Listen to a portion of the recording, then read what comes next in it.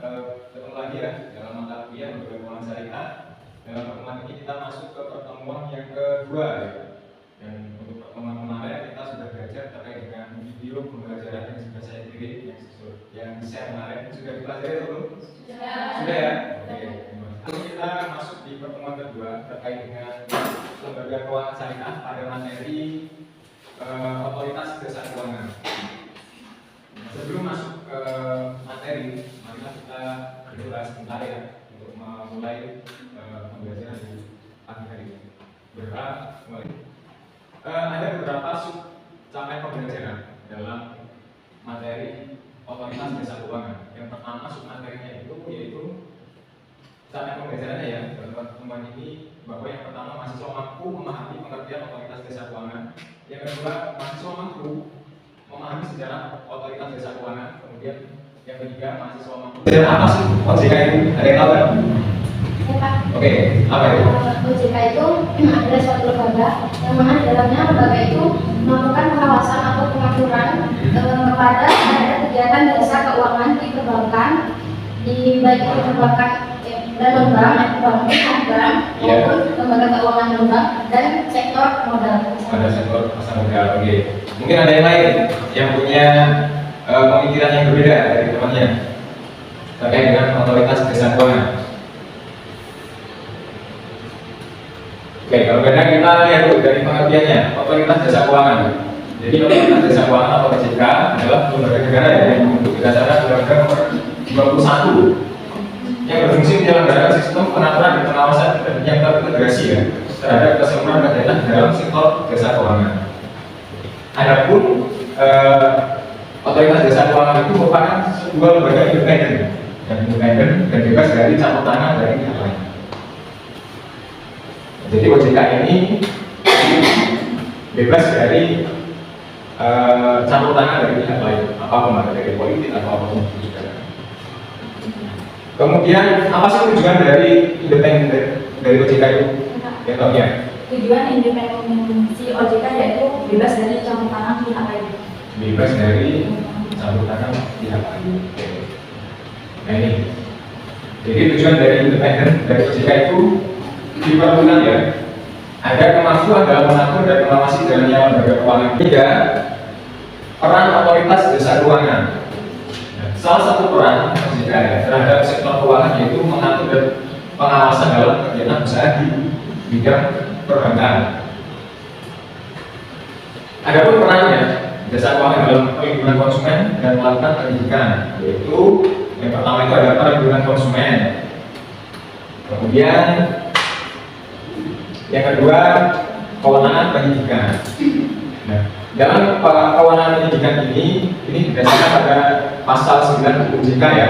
Salah satu kewenangan OJK yaitu melakukan penyidikan, yaitu bentuk integrasi di bidang keilmuan OJK dalam kewenangan penyidikan kasus atau tindak pidana keuangan. Dan ini bekerja sama dengan lembaga hukum. Kerjasama ini ya untuk memperkuat sinergi kedua lembaga dalam menegakkan hukum di sektor jasa keuangan. Nah, ini berintegrasi apa ya? Bidang keilmuan antara lembaga keuangan dan lembaga hukum.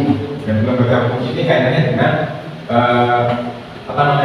kepolisian negara Republik Indonesia. Itu ya.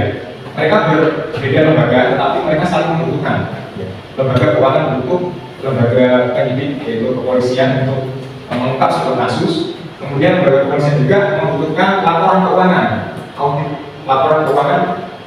Apakah laporan keuangannya bagus atau ada kecurangan yang lain. Nah, menurut pasal 49 ya, OJK dalam struktur OJK terdapat penyidik ya. Di dalam hal ini adalah pejabat pegawai negeri sipil atau yang disebut PPNS dan pejabat penyidik kepolisian negara Republik Indonesia. Jadi di OJK itu ya ada PPNS-nya juga sebagai penyidik di dalam OJK. Kemudian dibantu dengan kepolisian negara Republik Indonesia. Oke, sampai di sini. Ada yang tanya kan?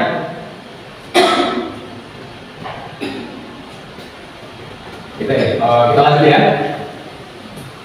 Yang keempat ya, fungsi dan tugas otoritas jasa keuangan. Jadi ada fungsi dan tugas otoritas jasa keuangan.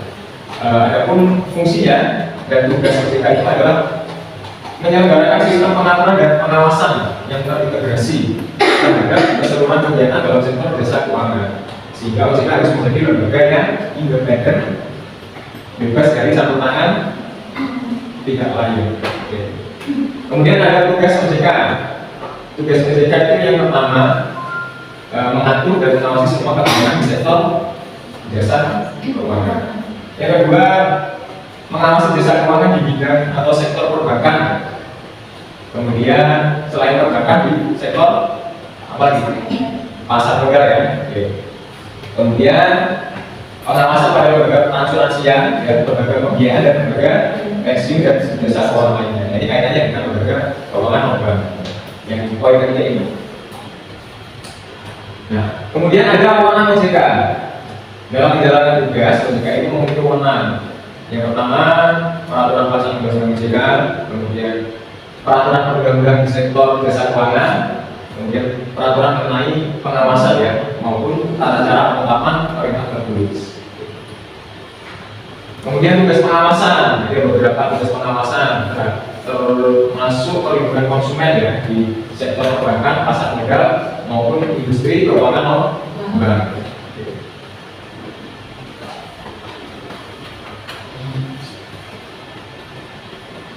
Kemudian dalam perlindungan konsumen dan masyarakat ini OJK memiliki wewenang sebagai berikut. Yang pertama, memberikan edukasi kepada masyarakat dalam rangka pencegahan kerugian konsumen dan masyarakat. Jadi OJK itu juga memberikan edukasi kepada masyarakat terkait dengan literasi keuangan ataupun kaitannya dengan lembaga keuangan. Kemudian pelayanan pengaduan konsumen. Jadi OJK juga memberikan layanan pengaduan konsumen.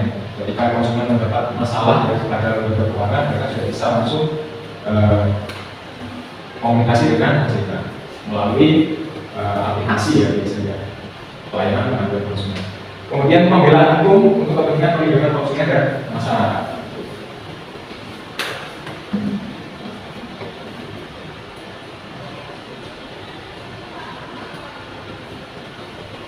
Oke, kita buat kelompok ya, kita coba diskusi ya. Silakan dibagi 5 atau 6 dalam satu kelompoknya. Kita bagi 5 kelompok. Maksudnya itu carilah kelompok kasus ya yang berkaitan dengan kejahatan perbankan ya. Kemudian apakah peran OJK sudah sesuai berdasarkan undang-undang OJK? Peran OJK terhadap kasus tersebut itu apa? Coba didiskusikan. Saya minta setiap kelompok berbeda kasusnya ya, antara kelompok 1 dan kelompok 2. Silakan dicari kasus kejahatan perbankan di Indonesia itu apa aja. Kemudian analisis peran OJK-nya itu seperti apa.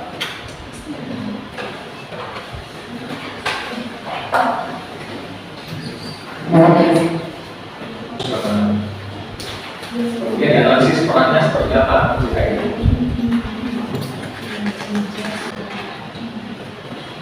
Oke, ketemu? Sudah ya? Oke, kita berhadapan depan lagi. Tujuh satu teman yang presentasi depan. Satu kelompok 1. Kelompok 1 silakan yang mewakili untuk presentasi depan. Hasilnya seperti apa? Waalaikumsalam warahmatullahi wabarakatuh. Di sini saya akan mempresentasikan dari kelompok 1 di contoh kasus pada pendidikannya. Di sini ada kasus pada PT Bank Pembangunan Rakyat Multi Akta Mas Gendra. Di sini ada 2 poin yang kami dapatkan. Yang poin pertama itu di mana PT OJK sudah sesuai dalam menjalankan tugas dan perannya terhadap sektor keuangan dengan melakukan penyidikan mendalam terkait laporan keuangan yang terjadi pada PT Bank Pembangunan tersebut. Terus poin kedua, OJK juga Oke, assalamualaikum warahmatullahi wabarakatuh. Di sini saya dari kelompok 2 akan mempresentasikan hasil diskusi kami di mana dari kasus dana nasabah PT Bank Mandiri di Indonesia TBK RAI. Pada kasus ini kami memperoleh kesimpulan bahwasanya pada kasus PT Bank Indonesia TBK OJK sudah berjalan sesuai dalam menjalankan tugas dan perannya terhadap sektor keuangan perbankan dengan melakukan penyidikan mendalam terkait laporan keuangan. Dari kasus ini, Badan Riset Kriminal Barreskrim Polri menetapkan Kepala Cabang Maybank Cipularang berinisial A sebagai tersangka dalam kasus hilangnya saldo tabungan atlet e-sport Linda Lunardi dan ibunya. proyek peta sebesar 22 miliar. Untuk yang kesimpulan kedua, sesuai dengan ketentuan yang ada, bank wajib menetapkan strategi anti fraud dan harus melaporkan jika adanya tindakan tersebut dilakukan. Hasil laporan tersebut nantinya akan masuk dalam laporan OJK sebagai catatan negatif dari lembaga jasa keuangan. Dalam prosedur tersebut sesuai dengan tugas OJK, yaitu mengatur dan mengawasi semua kegiatan yang berhubungan dengan jasa keuangan di sektor perbankan untuk menegakkan hukum dan melindungi konsumen. Oke, dari kasus MyBank ya, PT MyBank ini ada penggelapan dana dari nasabah ya, sebesar 22 miliar. Nah, di sini peran OJK-nya seperti apa hasil kesimpulannya? Sudah sesuai dalam menjalankan kesimpulan. Oke, sudah sesuai dengan tugas dan perannya ya, dalam menjalankan pada sektor lembaga keuangan. Mungkin ada teman-teman yang bertanya atau menanggapi terkait dengan dua kasus ini. Beri kesimpulan ya dari materi hari ini, dari kelompok 1, kelompok 2, ada beberapa kesimpulan yang kita dapat dari pembelajaran materi otoritas jasa keuangan. Yang pertama yaitu otoritas jasa keuangan adalah lembaga yang independen bebas dari campur tangan pihak lain yang memiliki fungsi, tugas dan kewenangan pengaturan maupun pengawasan maupun pemeriksaan dan perizinan.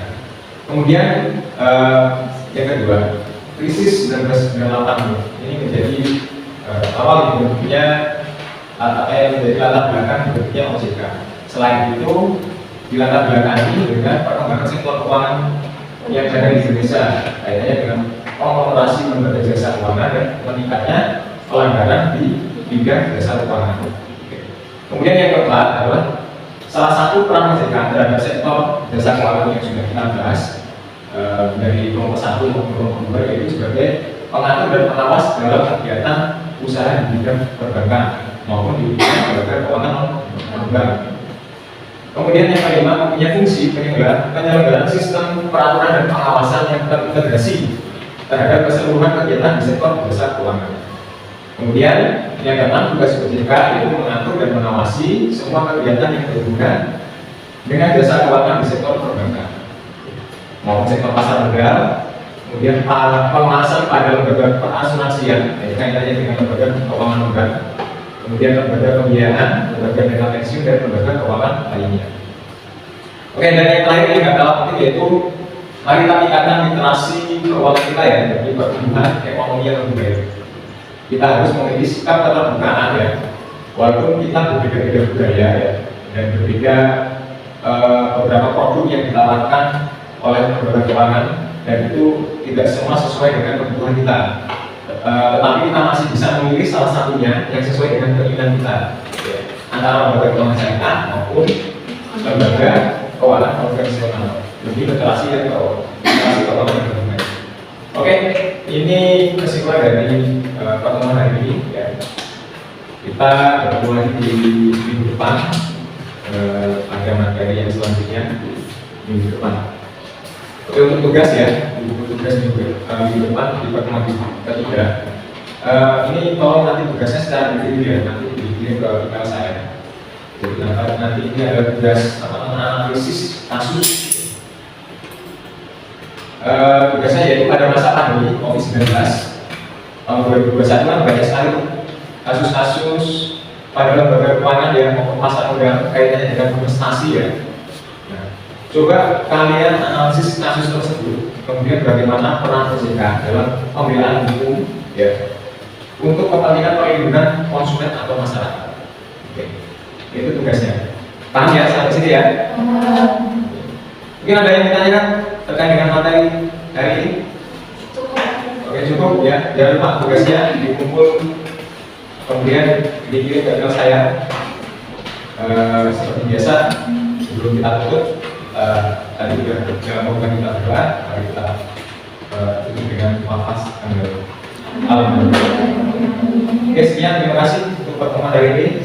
Sampai berjumpa lagi di pertemuan yang akan datang.